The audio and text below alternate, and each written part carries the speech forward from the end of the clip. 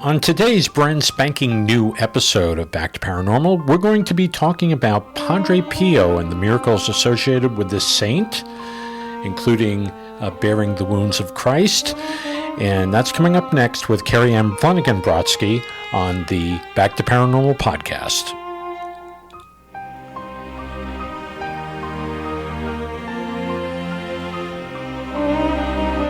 Well, welcome back. I should be welcoming us back. Hello. The last time we did an episode was, I think about 5 months ago. We did a Christmas episode, and that was a lot of fun. To close out the year. And we took a little sabbatical, but now we're back in full force. We did. We needed to take a little break. And my name is Brian Mitchell, and this is Back to Paranormal podcast, and I'm here with the very beautiful... Marjorie. Hi, thank you. How are you doing today? I'm fine. I'm happy that we're back. Yeah, long time no see. We've came back together for you. Yes. Reunited, and it feels so good. And it feels great. All right.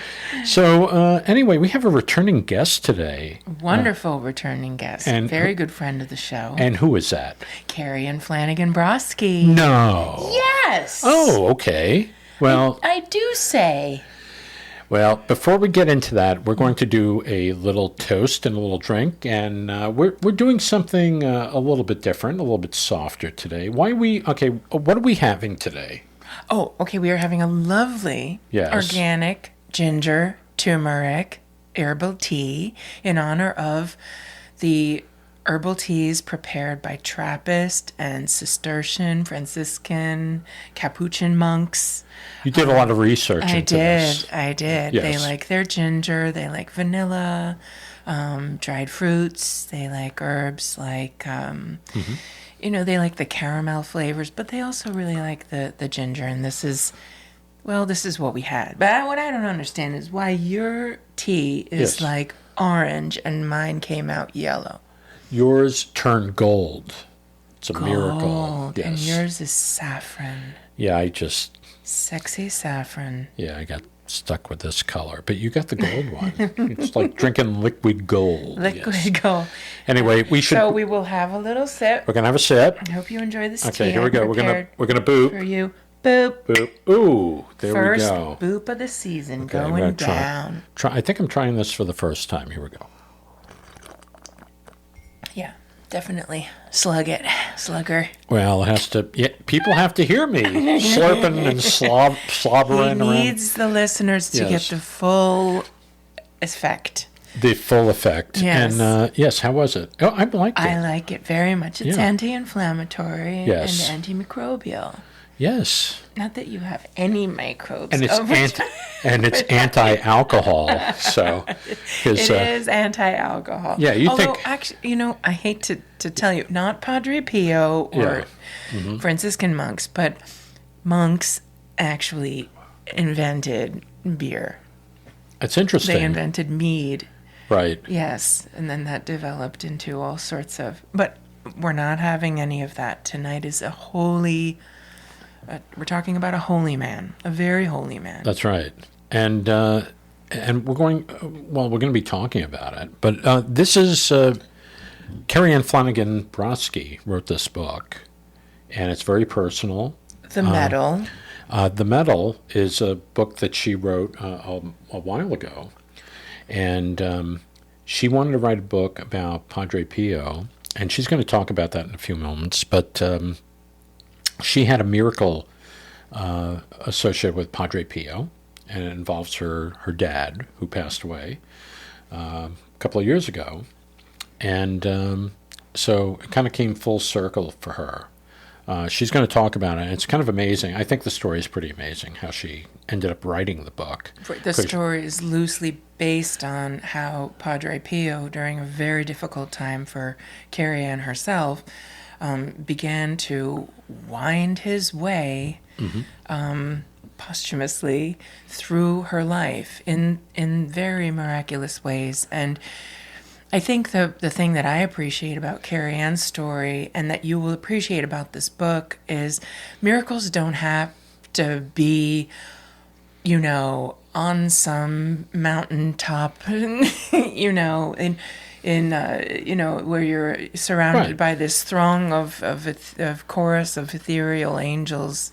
It can happen in the everyday.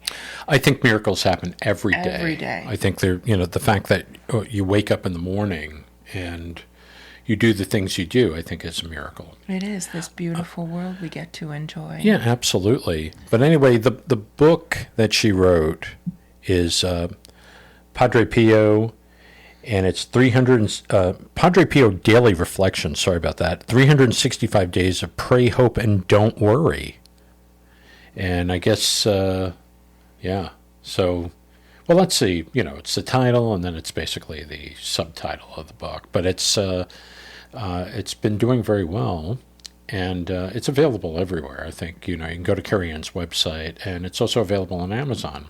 And this is very personal work of hers, and we knew about it last year that it was going to come out, and we were talking about it last year, and we figured this will be a great opener to the show for this season, and so Marjorie agreed, and I think you'll enjoy it. Miracles can happen every day, and it's good to be reminded of that. It is. The words of Padre Pio and his wisdom.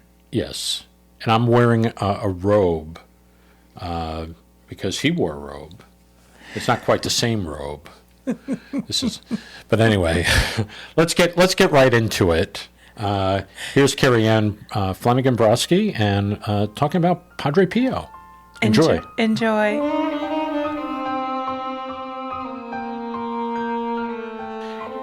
So Marjorie, we have a very special guest today. We do.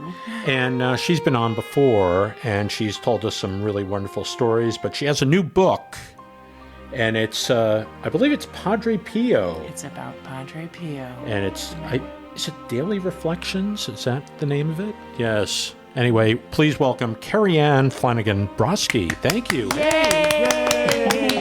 Thank you, Brian. Thank you, Marjorie. Yes. Back, especially talking about a book that's so near and dear to my heart. So yes, you are correct. The full title is Padre Pio, Daily Reflections, 365 Days of Pray, Hope, and Don't Worry, which is one of Padre Pio's most famous quotes. Wow. So I wanted to keep that in the title. Wow, that's terrific. I wish I could follow his advice every day a little more. Pray, hope, and don't worry. He's a saint. When was he named a saint? He was named a saint on Pope John Paul II declared him a saint on July 16th, 2002. Yeah, that's pretty quick. Yeah, it was. I mean, Padre Pio was born in Pietrelcina, Italy on May 25th, 1887. That's my brother's birthday. Is it really? Yeah, I know. Wow, special. It's a special day then, and it's coming up. So, and he died at age 81 on September 23rd, 1968. So he's a very popular saint. He's a very famous saint because he was in our lifetime, and he started to receive the stigmata while saying Mass on the morning of September 20th, 1918. And he started to get pain in his hands. And the stigmata, if people don't know what that is, that is the vision of the 5 wounds of Christ. And they weren't visible at first. He just experienced the pain. And then over time, he started to actually bleed from his palms and his side. And so he had the visible stigmata, and he suffered greatly from it, but the wounds never got infected or anything like that. So, another saint that had the stigmata was Saint Francis had the stigmata. So he was the next one in the Franciscan friars who had received the stigmata. Wow.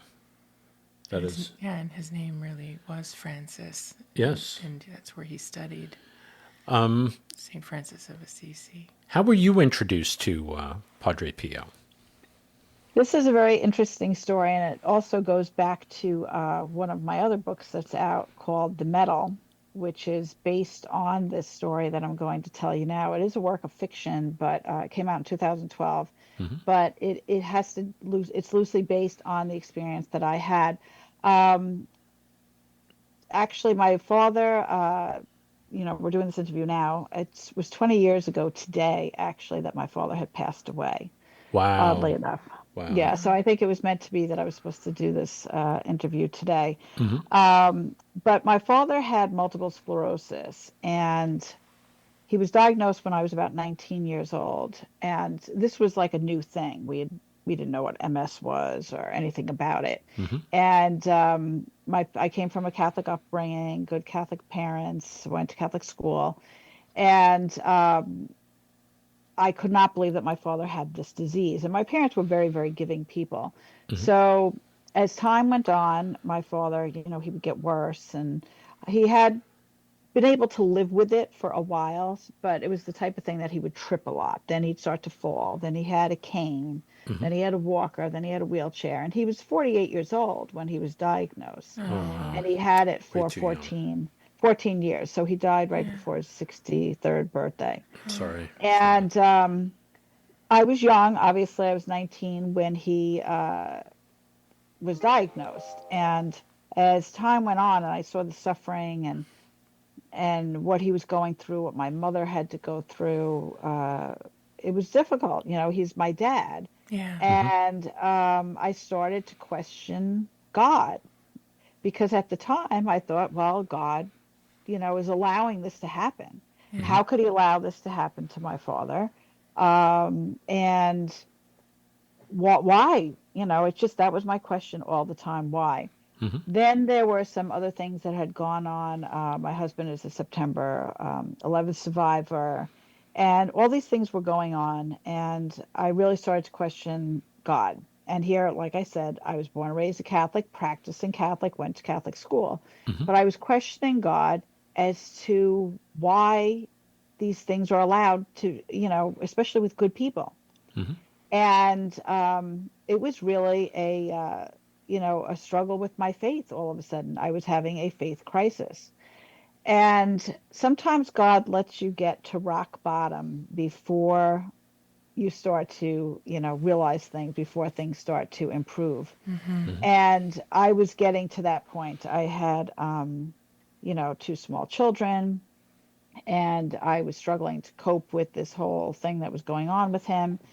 And whatever was happening on this one particular day, I think my father was going back into a rehab again.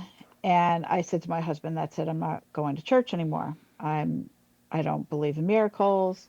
God's not listening to me. He's not hearing my prayers. I don't believe in miracles. Hmm. And my husband begged me. It was a Sunday. He said, just go today. Maybe it'll be different. I ended up going to mass with him. And of course, the reading and the gospel and the homily was on Jesus curing the leper. Hmm. So it got me even more enraged. So I came home. I said, that's it. There's no such thing as miracles. Absolutely not. I'm never going to church again. So the very next day, I was in a store, an Italian pork store that I'm friends with the owners, and I met this man in there. They introduced me to him. I had forgotten his name immediately, and he knew nothing about me. And then he, out of nowhere, asked me if I believed in miracles. Now, this is the day after I denounced them. In a pork store? Yes, in Yeah. an Italian pork store. Okay. Wow. Wow. So I thought I was losing my mind. I'm looking at him like, why are you even asking me such a question? Is what's going through my head. And Yeah. I said, well, I believe they existed in Jesus's time, but not in today's time. So he said, have you ever heard of Padre Pio? And I said, Padre who? He said, Padre Pio. He bore the stigmata, the five wounds of Christ. So this was way before he was a saint. Yeah. I said, the five wounds of Christ. I said, I thought only St. Francis had that. He said, no, Padre Pio. I said, well, how come I've never heard of him? I've gone to Catholic school, I go to church. He said, because the church had put him away. They had studied him. They didn't believe him that these were real. There was a period of time where the church actually questioned Padre Pio, Hmm. studied him because they thought it was, maybe he was inflicting the wounds on himself.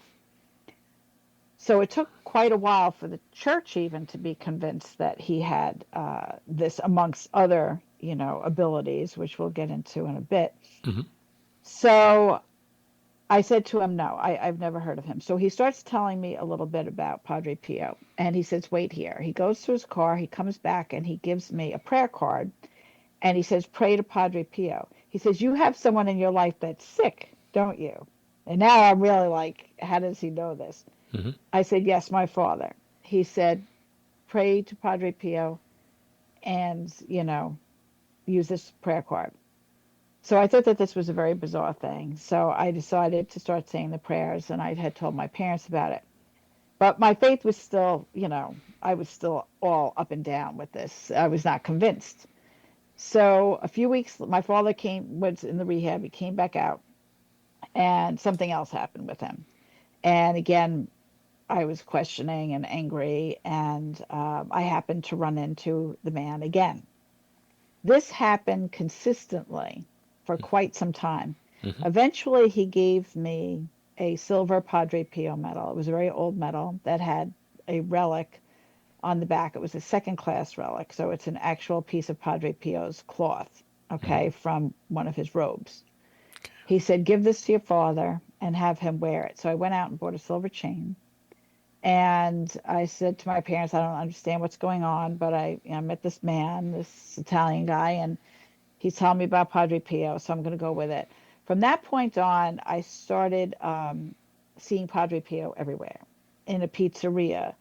I went into a religious store to get a communion gift, and when I got home, inside my bag was a flyer for a healing mass that had to do with Padre Pio, with someone who had been cured by Padre Pio. Mm-hmm.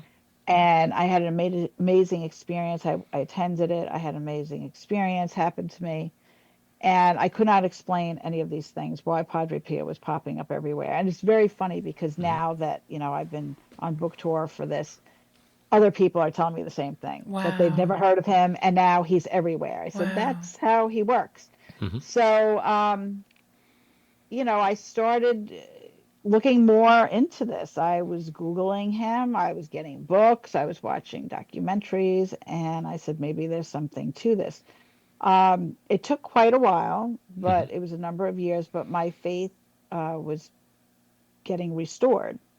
And the night that my father died in 2005, it was things were very bad. There was so many times that he was dying, we were getting the priest, but on this particular time, I knew that I really thought he was going to go, and he did. And I prayed the Divine Mercy Chaplet over him. And he was wearing the medal, and every time he was in the hospital he was wearing the medal, and it actually brought me strength, because I would look at that and focus on it and say, okay, Padre Pio is, with Christ, and he is, interceding, Mm-hmm. and I have to be strong and know that God is here. So on this particular night that I was saying goodbye to my father, he couldn't speak or anything, and he was filled with edema, and he was covered. So I couldn't see the medal.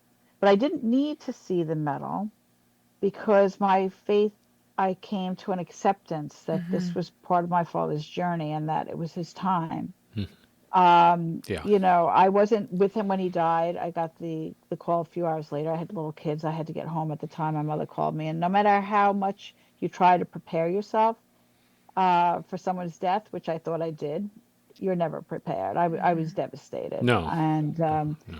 Not at all. but the difference is that I understood that this was God's plan, and that I was not angry. So I couldn't see the medal, but I didn't need to. So the next day, I went over to my parents' house to make the funeral arrangements. And when I got there, I had said to my mother that night on the phone, I said, make sure you get the medal. I wanted the medal back. So the next day, when we went over there for the funeral arrangements, the aide came up to me, and he was crying, and he puts the medal in my hands, and I'm looking at it in disbelief, because the silver medal on the silver chain, okay, the silver medal had turned to gold. Yeah. Yeah. And Mm-hmm. I said, I've read of that. Frank. yeah, Well. yeah. I mean, Yeah. I have it on. Yeah. I have it on now. Yeah. Wow. And I said, how could Unbelievable. this be possible? I've Yeah. heard of people having rosary beads turning to gold, but Mm-hmm. this is a decent sized medal. And there it was, gold hanging on the silver chain. Right. I have a friend, And just to validate this, I have a yeah. friend, he's very religious. He's an animator. Mm-hmm. And he wanted to go to Medjugorje, Yes. and Yes. where the Virgin Mary was seen at, actually presented herself to a bunch of children there. Yes. They were now grown up. But he asked for three things from the Lord going over there. And one of the things was he heard that if you had a chain that was like silver, it would change to a gold color. It would look like gold. And then the other thing was to meet the children, one of the children that were now grown up. And the other thing I think was to see the miracle, I think, above a hill by the cross, to actually see the anomaly up there. And he got all three. Actually, the first thing that happened was the chain turned to gold on the bus on the way over. Wow. Yes. So he told flew me there. that part. Yeah. So so I'm just verifying that and this guy's completely honest. He would amazing. never ever Right. make this stuff up. Yeah. And I've heard of this because I had a friend's father who went to Medjugorje, and he came back and his rosary beads had turned gold. And people have had this experience before. Yeah. So for me personally, I'm like, what am I supposed to do with this now? I wore it as is, the gold on the silver chain, throughout my father's wake and funeral. And it gave me strength. And I realized that I had a miracle.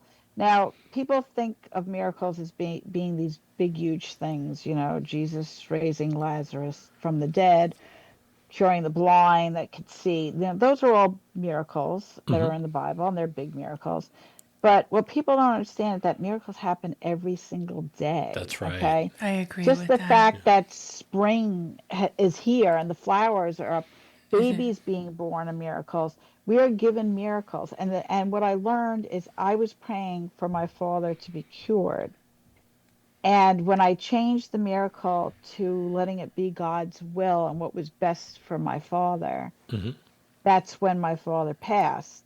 And you realize that the miracles we ask for are not always the miracles that we receive, but they are miracles and gifts from God nonetheless, and we have to take them for what it is. Well, because So- it's a direct communication. At Yes. some point, you and the Lord meet in your conversation, and Yes. that pact becomes fulfilled. You have to understand, Kerriann, I am a strict Protestant, and so I never was exposed to the Catholic faith Right. until I met Brian, because I'm Catholic. I don't Yes.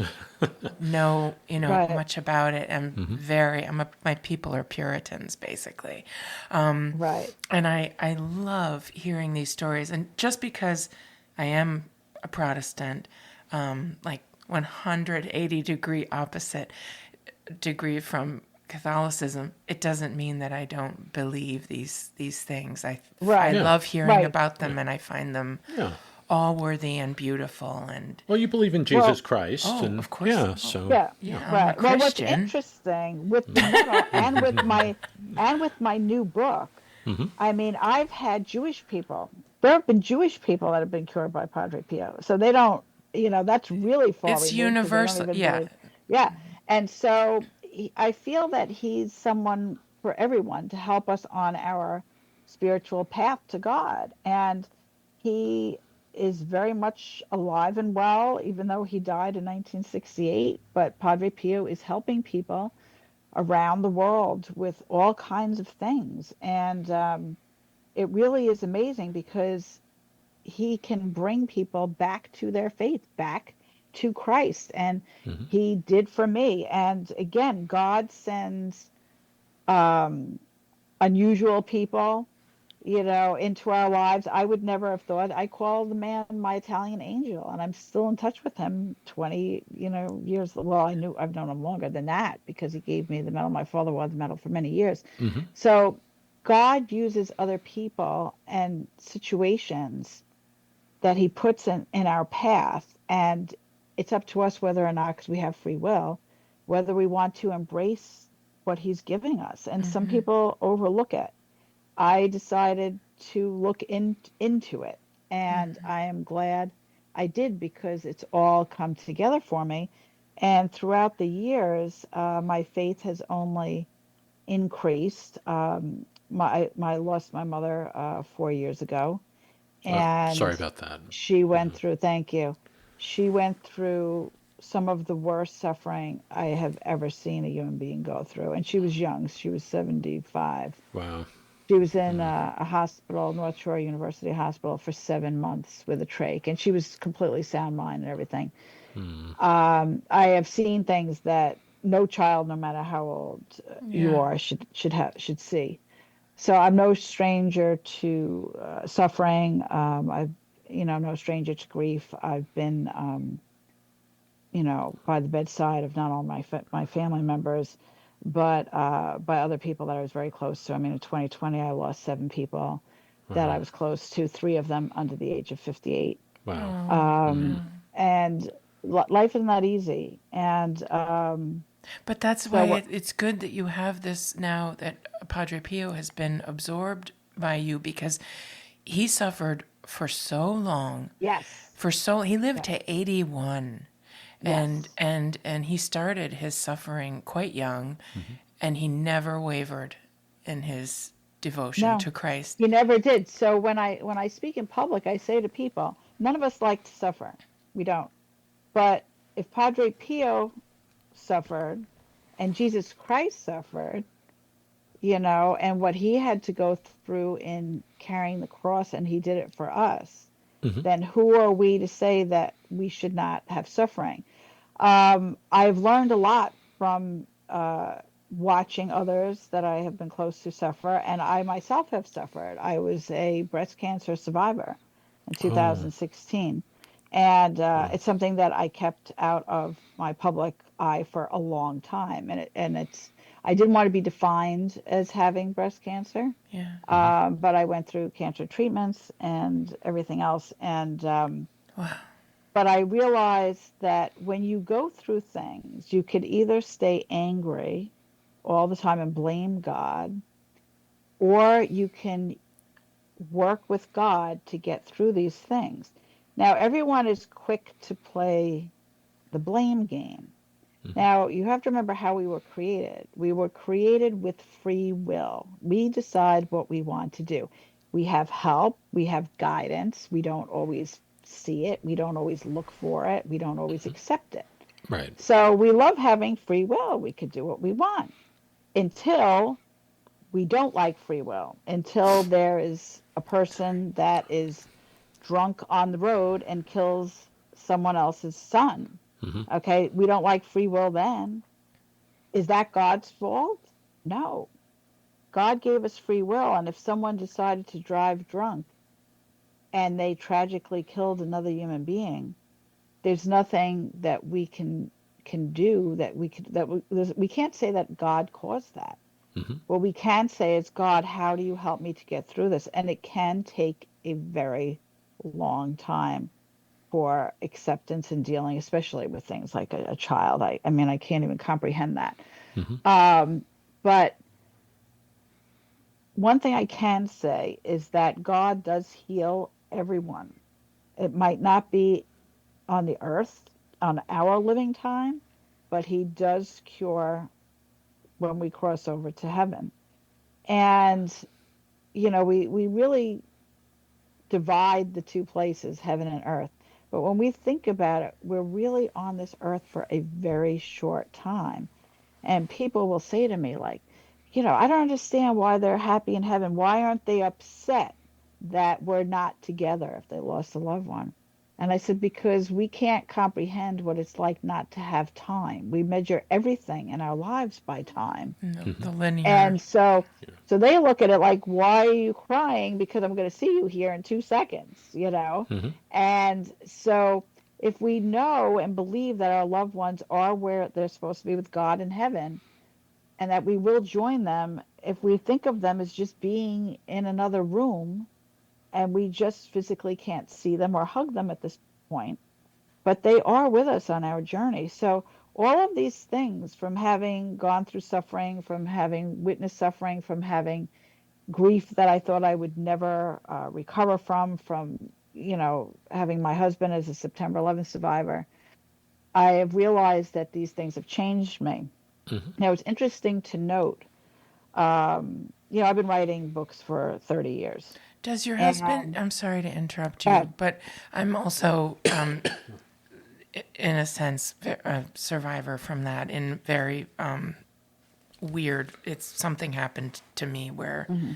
I decided not to get on a plane. Wow. On Yeah. September 11th. Yeah. The day I Yeah. decided to have the ticket canceled that was reserved for Wow. me on the Oh my Yeah. gosh, plane. Marjorie, wow. See, Yeah. these are the things I'm talking about. Mm-hmm. That's not by chance. We all have guardian angels. And We the all have God, and it wasn't your time. Maybe it was somebody else's time. We don't want it to be anyone's time, really. Right. We right. don't understand. What was But odd was I was supposed yeah, to be going to meet my then boyfriend, whom I loved very much, who was in Hawaii at a wedding, and he reserved that ticket for me. He went ahead. His office was on like the 90 something floor. He would, if he had gone into work that day, he would not be here. wow. He Yeah. was 2 stories above Cantor Fitzgerald. Yeah. Yeah. That's incredible. Yeah. But he It's reserved, incredible. and suddenly I woke up and I said, I don't want to come. Who doesn't want to fly to Hawaii for a week? Right. Yeah. Right. What You is must have that? been in shock. Yeah. You He must said, have what are been you in shock. talking about? Why don't you want to come? It's beautiful here. I said, I don't know. I Yeah. don't want to come. Yeah. And I Yeah. had a queasy, I don't know, I can't describe it. I can't talk about it too much because my question to you was the guilt. And Right. I still Oh have yeah. not been able to go to the memorial, not because I feel at fault, but the sorrow is so close. It's Yeah. so close a brush with I think disaster. I think Padre Pio kind of stopped you from going. I think Padre Yeah. Pio I may think have that. stopped me. But I understand though, Marjorie, what you're saying. My husband had Yeah. gone through survivor guilt. Yes, Yeah. that's my question. And we knew people that had died, and it was it was terrible. It truly was. All those things are normal. I have not been able to bring myself to see the memorial either. Neither has my husband, and it's how many years later. Yeah. It's not something that's easily gotten over. Mm-hmm. Again, it requires a lot of prayers. You know, asking God for strength, getting through. Again, you were talking about the free will of other people, of evil people, and unfortunately, evil does exist in this world. But we have to pay attention and listen to our nudges, and it's our guardian angel whispering in our ear, "Don't do this" or "Don't do that," and it's just us trying to tune into it. And through So when you, prayer, has your husband reached a level of understanding yeah, and peace? yeah, Good, he definitely has. He good. definitely has. And so when we talk about these things that go on in our lives, I've been a writer for 30 years, and a lot of writers early in their career have that secret one first time novel. And I had one. Now, remember, with the exception of my father's illness, Mm-hmm. prior to that, I lived a pretty perfect life, as perfect as it could be. I came from a loving family. I had wonderful friends, education, stability in my life, comfort. It was it was a very good family. And so I had written a novel that I thought was great. And I had shown my publisher at the time. She was also my editor. And I said, I wrote this novel. I had 2 books. I had written 2 books on Huntington's history at that point. Mm-hmm. And I was so excited to show her this. And a couple of weeks go by, and she says, if you come over, I want to talk to you about the book. And back then, we didn't have like we have now. I had the actual computer paper that she was giving me back. Oh, Right. wow, yeah. And she looked at me and she said, I have to be honest with you, Kerriann, it's too happy. I said, wait, what? What do you mean it's too happy? How can something be too happy? Mm-hmm. She says it's too happy. You have not experienced life yet. Now, I was probably in my, mid 20s. No, I was probably, let's say, I was probably about 28 by this point. I was married. Mm-hmm. So I felt like I was an adult. And I could, and it was, I felt hurt from it, thinking, how could it be? I wrote this beautiful story. How could it be too happy? And I didn't understand what she meant. And she said, you will see, because one day you will live life and it will make you into a better writer and a better person. And she could not have been more correct. And because of that, I decided to embrace what I have gone through, embrace Padre Pio, help others to learn about Padre Pio. And 2 years ago, I kept getting this nagging voice in my head that kept saying, something like you have to write another faith-based book, because The Medal came out in 2012. I was working on my other nonfiction books again with my other publisher. And so I kept having this feeling that I was supposed to do another faith-based book, and I wanted to, but I didn't know what. So finally I heard, whether it was Padre Pio, I don't know, or who it was, you have to write a book with Padre Pio. So I like to say I co-authored this book with Padre Pio, because I really did. I read it now. It's a daily devotional, so it's a paragraph a day.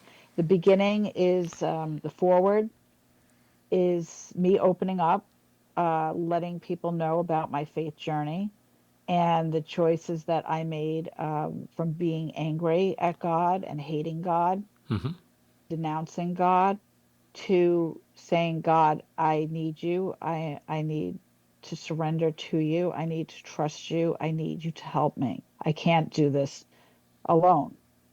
And so that's the forward. And then what I have done is I researched, I thought this was going to be easier than it was. But I said, it's not, how long will it take me to find 365 of Padre Pio's quotes? Took quite a bit. I had to go through books, letters, quotes, all kinds of things. Wow. So once I did that, then I had to make a reflection of it. And I love daily devotionals. And part of the reason why I decided to do it this way was because in the beginning of every year, I like to find a new devotional that's uplifting. Sometimes they're religious, sometimes they're spiritual, sometimes there's just, advice from women kind of thing. And I said, I want to have my own. And I said, I think this is what Padre Pio wants me to do. So I would sit quietly and reflect on the quote that I chose and how it could help people get through their everyday lives. So it covers grief, anxiety, suffering, loss of faith, all kinds of things, getting closer to the Blessed Mother, going through disappointments, trying to focus on your dreams and get those up. It covers every single aspect that you could, imagine, as much as I could figure out. And I have it written as we, because I didn't want it to be me giving advice to people, like, you should be doing that, you should be doing that. And I also didn't want it to be about me saying, oh, well, I experienced this, I experienced that. So I put it as we, because we're all in this life together. Yeah. So, and I tell people when I lecture, I said, I'm not standing up here saying, okay, well, now I found God and my life is full of bliss and peace, and every day is wonderful because I have the Lord, and every day is wonderful because I have the Lord, but there are still times I get angry at the Lord. Okay, I am a human being. We're all human beings, and God knows that we are going to falter. There are days that I will still say, really, God, are you kidding? But the difference is now, where before I would stay angry, I don't stay angry now. It's the same thing people get. Oops. Oh, no. Did we lose you? What? I think you we froze up. lost you. Yeah. Wait, am I back? You're back. Okay, only for a second. I don't know how much we lost there. I don't know. You were saying that there are days when you're like, really, God? Come on, Okay, man. right. So, we're all going to have those days. Yeah. God does not expect us to be perfect. We are never going to be perfect. And I think that's why people can relate to me, because the difference is, back then I would be angry at God and be an angry person, where now I might get mad for a half an hour, or, a couple of hours. And then I'm like, okay, I get it. I have to just get past it. I mean, we get in arguments with our spouses. We get in arguments with our kids. We get mad at them, but we still love them and we don't abandon them. So that's the difference. And that was the difference when my mother was sick compared to when my father was sick, of how I handled it differently. So it's sort of a combination of me trying to help people by telling them about my own experiences, and then what I have learned from Padre Pio and how it could help other people. It's everything is a process. You're not going to read the book and say, okay, well, I'm finished grieving over my loved one. It's not going to do that part of it, but if it could make life a little bit easier in some way for people every day. That's the whole thing. To realize that your suffering does not go unseen. It's not in vain. There's different techniques and things that I recommend that I figured out on my own, and that we're not alone. There are other people that understand this, and God is always with us. And Padre Pio is there for us. Our guardian angels are there for us. So if we can tune into that a little bit more, to help people. So the response I've been getting has been tremendous. I'm encouraging people to go through the grief process. It's not something that you can avoid. It's not something that, all right, well, today I'm grieving and then tomorrow I'm going to be fine. It doesn't work that way. You have to take the time that you need. You have to go through the process of grief. You have to go through the process of suffering. Yeah. But if you don't, so much otherwise it will easier. come. It will come for you eventually. Yeah, me, it will. I But know. if you could say, God, I need help. Give me the strength. It will come. That I know for sure, because it happened to me. Yeah. And I didn't believe it. I did not believe that it could happen. And it happened to me. And also just the fact that what you're providing to your readers is that daily fortification, because to Padre Pio, so I understand, that daily meditation, which he did morning and night, it was kind of a way of bracketing his day within which he engaged with the world and, people who were seeking, to fortify their own faith. He needed to fortify his own in that way, in that daily meditative state. He found it was almost like food. For it him. was. He really relied on that. I mean, he went through so much. We were talking about, the physical aspect of having the stigmata, but he had other Tons of illnesses other and problems. sicknesses. He had so many health problems, number one. He was second guessed by a lot of people, even his, church members for a while. But he had all of these amazing gifts. I mean, he had the gift of bilocation.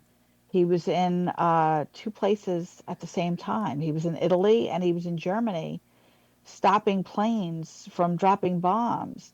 And this is all documented by the church now. He could read hearts. He knew what was in people's souls. The lines for his confessionals, people would stand for hours and hours to speak with him and to go to confession with him. And then there was a woman who had gone in there and had said to him, her sins. And he said, "You're not telling me everything." She said, "I am." And he said, "Go back to the place where you drowned your baby, pray, and then come back to me." And the woman left a changed person. And she did. She had drowned her baby, and she came back and she went to confession. He knew what people were about, and he knew everything.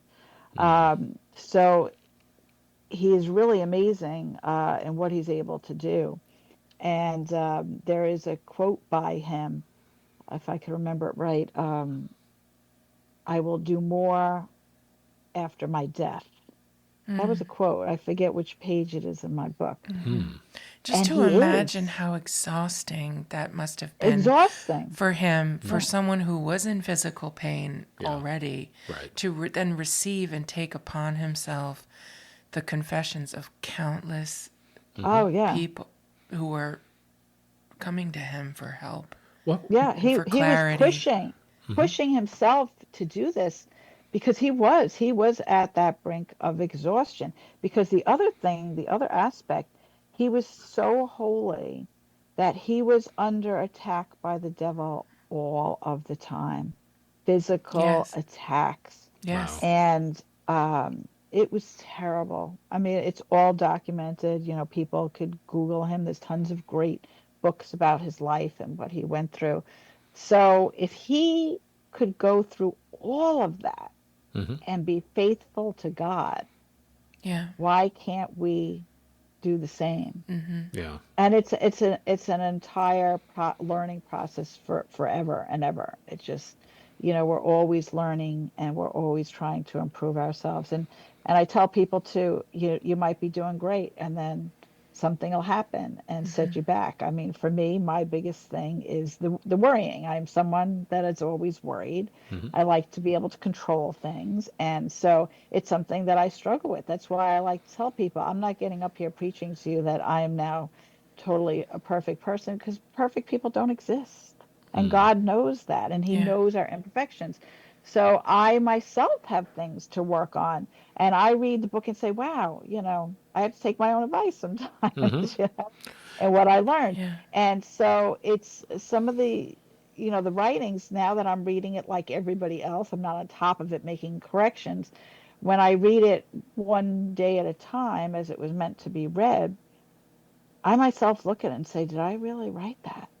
I think I know I got Hmm. help. I know that I got help from Padre Pio, because there were some times that I just would sit and I didn't have an answer. I didn't know what to write. And I said, Padre Pio, you got to help me out here. I don't know what you're trying to say exactly. Hmm. And I hope I'm doing it justice.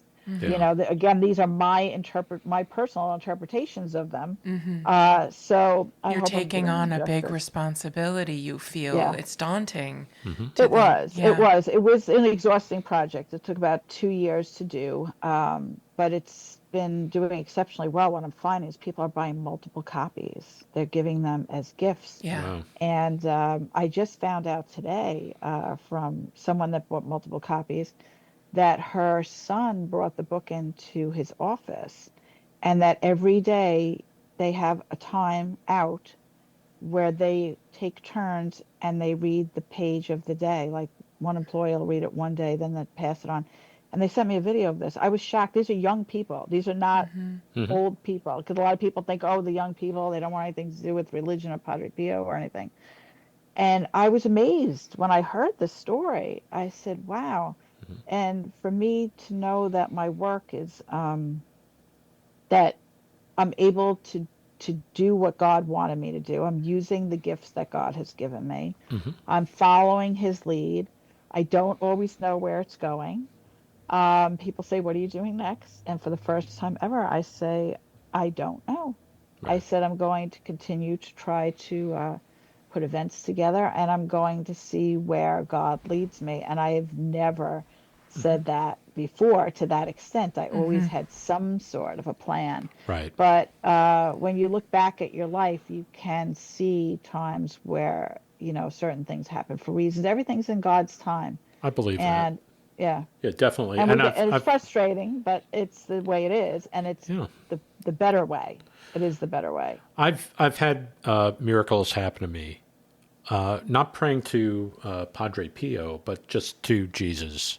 I've had, like, all of a sudden, it was like the door just opened up and things started Really. happening. I've talked about it on the Right. podcast. What is the biggest miracle attributed to Padre Pio? Do you know? Oh, the biggest. Well, He there's levitated in there's front of just a so congregation. yeah. He Yeah. he he has that. I mean, the little Hmm. girl that was born blind. She was born without pupils, and she had her first Holy Communion. Her grandmother went with her on this trip, this big train ride to get to Padre Pio. Hmm. And Padre Pio already knew that, he was a mystic. He already knew that the girl was coming, Hmm. and he put his hands over her eyes and brought sight. But again, Padre Pio did all these miracles, but he did not say, oh, look what I can do. He knew it was coming from Jesus Christ. Right. So he was very, very humble. But, he became a saint because of miracles that he did after his death. And there was one right here on Long Island, Anthony Farina, I can never pronounce his name correctly, from Massapequa. He actually drove him in his car, Padre Pio. I mean, Anthony drove Padre Pio in his car. The man had cancer, and Padre Pio had cured him through his intercessions, Wow. with Jesus Christ, and had cured it. And this was one of the miracles that had allowed him to become a saint. I think you have to have 3 approved miracles from the Vatican. I think it's 3, Right. in order to become a saint. So he just he's working hard. He did when he was here, Wow. and Wow. he's still going. He's still helping people. I had an event for my nonfiction book in the fall, and I had mentioned that this new book was coming out to the to the crowd of people. And at the end, a woman came up to the line and she said, "I'd like a copy of the medal." And she says, "As soon as the Padre Pio book comes out, I want to get that too." She said, "I'm Jewish." And she said, "My husband was cured by Padre Pio." And another one that in that same event, another man came up to me, said, "I don't know what's going on here, but," he said, "I never heard of Padre Pio, and over the past month, people are mentioning him to me. My boss is mentioning to me. I've been seeing him, and then I come here tonight to hear you talk about other books, and you mentioned about Padre Pio." I said, "This is how he works." So, even at I just came off of the book launch. They were all in secular bookstores, and packed. I mean, 100 people. The next chapter in Huntington. And I got some great interviews from people. And one of them was another Jewish person saying that he's looking forward to reading it because, it hits home on a lot of the subject matter of the daily devotionals. So it really, I mean, Catholics should and will gain a lot from it.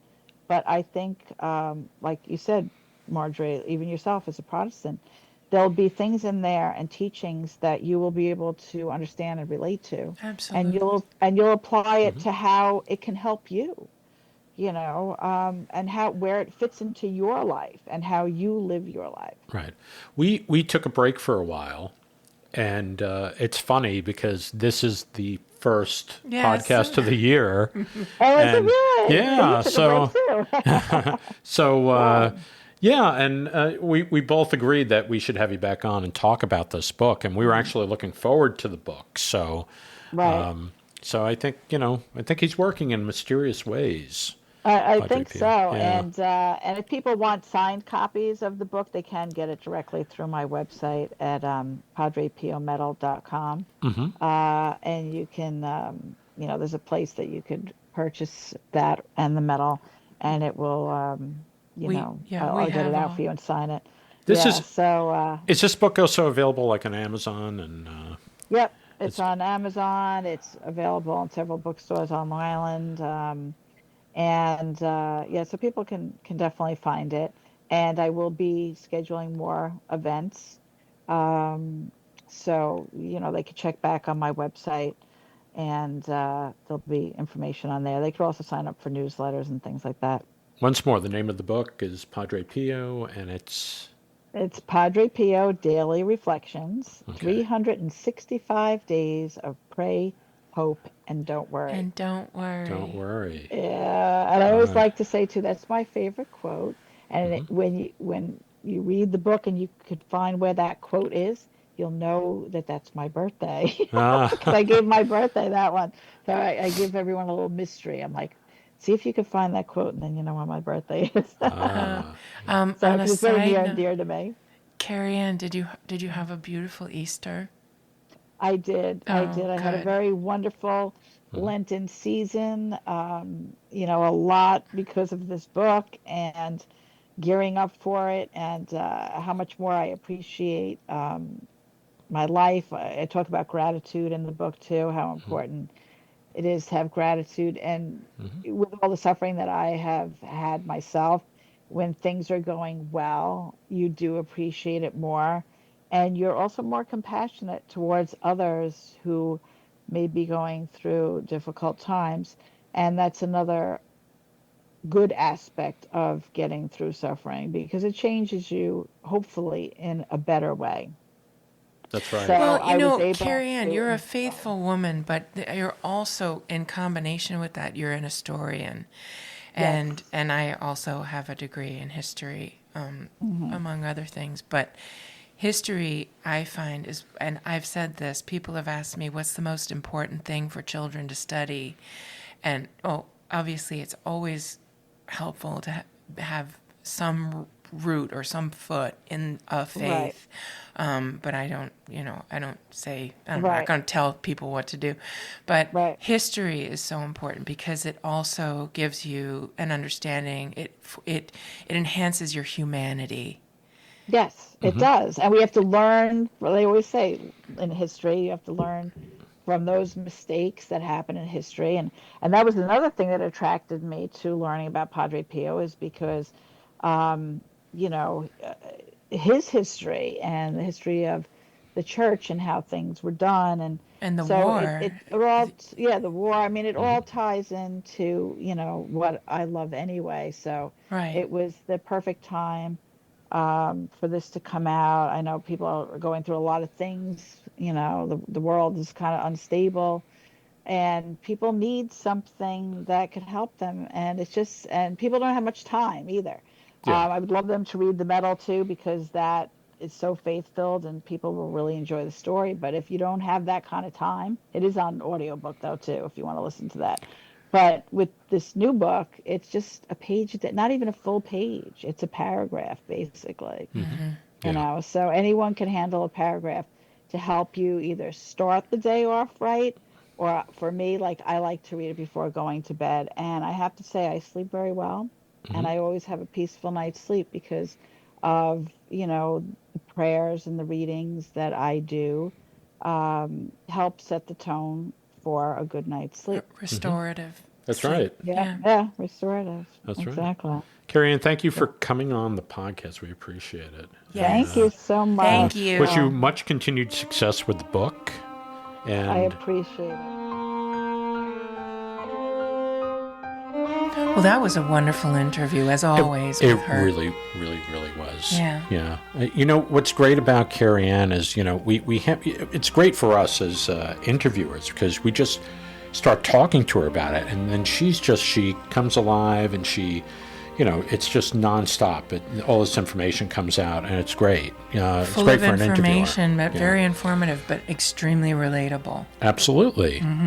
If you'd like a copy of this book, okay, everything's available on Amazon, it seems like, All of her books are available Yeah. on Amazon, but you can also go to her website, which is Kerriann Flanagan Brosky, and of course Yeah, .com. Yeah. If you just start typing Kerriann, there's no E at the end. It's Kerriann. Kerriann. And Flanagan, when you start typing that in, all of a sudden her It comes website right up. will pop right up. And you click on the website, and I believe she'll autograph the book to you if you order it directly from her, which is really nice. It is nice. I have a couple. We have on our. Yeah, we got a couple of in our autographed. library. Yeah, we do in the library. So, Library of Back to Paranormal. And I do enjoy speaking with her, and the reason it relates to our show is, yes, on this show we do talk about like these grand paranormal moments and events and histories and experiences and this kind of, where people's jaws are dropped. But it is good to be reminded that every single day, if one is open, that they can receive these little miracles that truly are a blessing. And Yeah, I like hearing that, especially from a good friend like Kerriann. yeah. Well, thank you, Kerriann, for coming on the show. Hope, maybe she'll do another interview with us soon about something else. I don't know. I hope so. Yeah. I hope so. Anyway, It's good to be back. It's great to be back, we're and you look planning great, a- by the way. Thank you. And I'm digging this tea. You look great. Yeah, the tea is actually really, really good, and it's we don't always want to do alcoholic drinks on the show. I like this tea. It's fortifying. It's fortifying. It's good for you. It has vitamin S for sugar. No, it has no sugar in it. No, it's just a good, refreshing beverage, and it's good for you. And I really like it. I'm gonna have more of it. I know. I saved some aside for you. Oh, you did? For later, because I read your mind. You do. You read my mind. Telepathic. Okay, I'm gonna put you on the spot. What's next week's show about? I don't know yet. Oh, okay. Well, you're gonna have to wait and find out. You're just gonna. You're gonna have to come back. We are working on developing our season 2 for you good people. Yes. And we're trying to mix things up a little bit and figure out our direction. And I think we're happy. Well, with I'm that. definitely mixed up. Okay, maybe I'm not. That's okay. Anyway, okay. Well, I think that's it for today. What do you think? I think so too. Okay, we're glad we're back. We're glad that you could join us. And I'm glad you're in your handsome robe. Oh, thank you. And you're in your beautiful outfit over there. I won't even tell you what it is. Sexy outfit. Yeah. Yeah. So anyway, all right, everybody. So until next time, we'll see you at Back to Paranormal. Okay. We'll try it again. Okay. Until next time. Yes. We'll see you back here on The Back to Paranormal. Good night, everybody. Good night and God bless. God bless you.